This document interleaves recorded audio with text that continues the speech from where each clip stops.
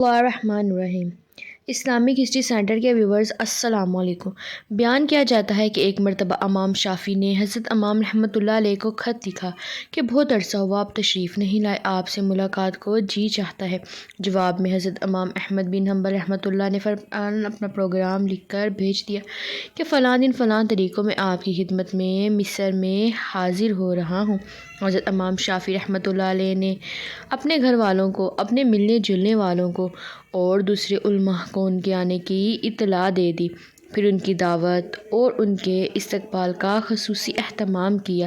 آپ نے لوگوں سے بتایا کہ اگرچہ وہ میرے شاگرد ہیں مگر وہ ایک بہت بڑے امام ہیں، اللہ تعالیٰ نے ان کو بڑا مرتبہ عطا فرمایا ہے۔ چنانچہ جس دن ان کو پہنچنا تھا اس دن امام شافعی رحمۃ اللہ علیہ اپنے شاگردوں اور دوسرے علماء کو لے کر ان کے استقبال کے لیے شہر سے باہر تشریف لے گئے۔ اس وقت مصر کے جو بادشاہ تھے وہ بھی حضرت امام شافعی رحمۃ اللہ علیہ کے متقدی تھے، وہ بھی امام صاحب کے ساتھ استقبال کے لیے چلے آئے۔ پھر یوں ہوا کہ حضرت امام احمد بن حنبل وقت مقررہ پر پہنچ گئے۔ حضرت امام شافعی رحمۃ اللہ علیہ نے ان کا بڑا شاندار استقبال کیا اور پھر عزت و احترام کے ساتھ ان کو لے کر گھر پہنچ گئے اور ان کے لیے بہترین کھانے کا انتظام کیا۔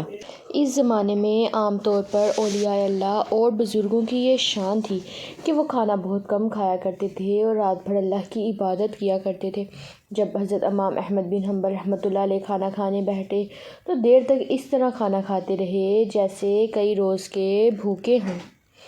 باقی لوگ کھانا کھا کر اٹھ گئے مگر وہ کھاتے رہے۔ لوگ بہت حیران ہوئے کہ حضرت امام شافعی رحمۃ اللہ علیہ نے تو ان کی تعریف کی تھی کہ یہ بڑے اللہ والے اور بزرگ انسان ہیں، مگر یہ تو خوب پیٹ بھر کر کھانا کھا رہے ہیں۔ لوگوں میں اور گھر والوں میں ان کے بارے میں چہم گوئیاں ہونے لگی لیکن کوئی کچھ نہ بولا۔ پھر جس کمرے میں حضرت امام احمد بن حنبل رحمۃ اللہ علیہ کے لیے رات کے وقت آرام کرنے کا انتظام کیا گیا تھا، اس کمرے میں حضرت امام شافعی رحمۃ اللہ علیہ کی بچیوں نے ایک مصلی بچھا دی، مسواک رکھ دی، استنجے کے لیے ڈھیلے اور پانی رکھ دیا، وضو کے لیے لوٹا بھی لا کر رکھ دیا تاکہ جب وہ رات کو تہجد کے لیے اٹھیں تو انہیں کسی قسم کی کوئی پریشانی نہ ہو۔ اور اس زمانے میں رات کو تہجد کے لیے اٹھنا ایک عام معمول تھا۔ اللہ تعالیٰ بچائے کہ آج ہمارے زمانے میں یہ افسوسناک ماحول ہو گیا ہے کہ صبح 8 بجے اور 9 بجے اٹھنا ہمارا عام معمول بن چکا ہے اور کئی لوگ تو اس سے بھی تاخیر سے اٹھتے ہیں۔ اور جو علماء اور صالح لوگ تھے وہ تو رات رات بھر عبادت کیا کرتے تھے۔ اللہ تعالیٰ ہم سب کو بھی تہجد پڑھنے کی توفیق عطا فرمائے، آمین۔ بہرحال حضرت امام احمد بن حنبل رحمۃ اللہ علیہ نے رات کو اس کمرے میں آرام کیا اور صبح اٹھ کر فجر کی نماز پڑھنے چلے گئے۔ جیسے ہی وہ نماز کے لیے نکلے تو حضرت امام شافعی رحمۃ اللہ علیہ کی بچیاں اس کمرے میں آ گئی تو وہاں دیکھتی ہیں کہ پانی کا لوٹا ویسے کا ویسا پانی سے بھرا ہوا ہے، نہ مسواک استعمال ہوئی، نہ ڈھیلے استعمال ہوئے اور نہ وضو کے لیے پانی استعمال ہوا، سب کچھ جیسا تھا ویسے کا ویسا ہی رکھا تھا۔ اب ان کے دل میں یہ شبہ پیدا ہوا کہ شاید رات کو چونکہ زیادہ کھا لیا تھا اس لیے تہجد کے لیے آنکھ نہیں کھلی ہوگی۔ جبکہ فجر کی نماز پڑھ کر حضرت امام احمد بن حنبل رحمۃ اللہ علیہ تشریف لائے تو گھر والوں نے حضرت امام شافعی رحمۃ اللہ علیہ سے کہا کہ آپ نے فرمایا تھا کہ وہ تو بہت بڑے اللہ والے اور بڑے بزرگ ہیں، مگر رات کو انہوں نے کھانا بھی خوب کھایا اور رات کو ہم نے ان کے وضو اور استنجے کے لیے پانی اور ڈھیلے رکھے تھے، وہ بھی استعمال نہیں ہوئے۔ معلوم ہوا کہ رات کو تہجد کی نماز بھی نہیں پڑھی اور حضرت شافعی رحمۃ اللہ علیہ کو بھی تشویش ہوئی، لہٰذا انہوں نے حضرت امام احمد بن حنبل رحمۃ اللہ علیہ کو بلایا اور تنہائی میں لے جا کر ان سے پوچھا کہ اس طرح کی باتیں سننے میں آ رہی ہیں کہ آپ نے کھانا بھی غیر معمولی طور پر کچھ زیادہ کھایا اور جس کمرے میں آپ کے لیے سونے کا انتظام کیا گیا تھا اس کمرے میں آخری شب میں استعمال کے لیے جو چیزیں رکھی گئی تھیں وہ بھی استعمال میں نہیں آئیں، کیا بات ہوئی؟ آپ پہلے تو ایسے نہیں تھے، کیا یہاں سے جانے کے بعد آپ کے مزاج میں کچھ تبدیلی آ گئی ہے؟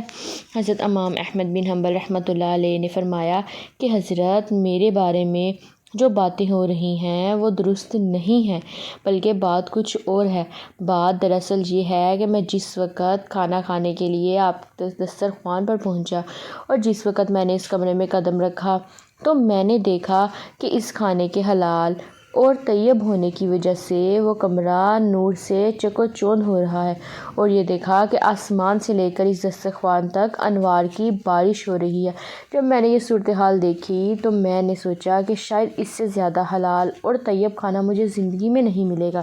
لہٰذا جتنا بھی زیادہ سے زیادہ اس کو کھایا جا سکتا ہے کھا لیا جائے، اس لیے کہ اس کھانے کا ذرہ ذرہ ایمان کو اور دل کو روشن کرنے والا ہے۔ اس لیے مجھ سے جتنا زیادہ کھانا کھایا جا سکتا تھا میں نے کھا لیا، اور میں نے یہ نہیں دیکھا کہ کون کتنا کھا رہا ہے اور کون میرے بارے میں کیا سوچ رہا ہے۔ جہاں تک مجھ میں کھانے کی سکت تھی میں کھاتا گیا۔ پھر حلال کھانے سے بدہضمی بھی نہیں ہوتی بلکہ وہ سریع الہضم ہوتا ہے اور اندر جا کر جزو بدن ہو جاتا ہے اور روح کو منور کرنے کا ذریعہ بن جاتا ہے۔ الحمدللہ میں نے اس کا اثر محسوس کیا، کیونکہ کھانا کھانے کے بعد نہ تو مجھے بدہضمی ہوئی اور نہ مجھے کوئی تکلیف ہوئی۔ پھر کھانا کھانے کے بعد عشاء کی نماز سے فارغ ہو کر جب میں اس کمرے میں پہنچا جہاں آپ نے میرے لیے آرام کا انتظام کیا تھا، وہاں جا کر تو میری حالت ہی بدلی ہوئی تھی اور سونے کو اور آرام کرنے کو میری طبیعت چاہ ہی نہیں رہی تھی۔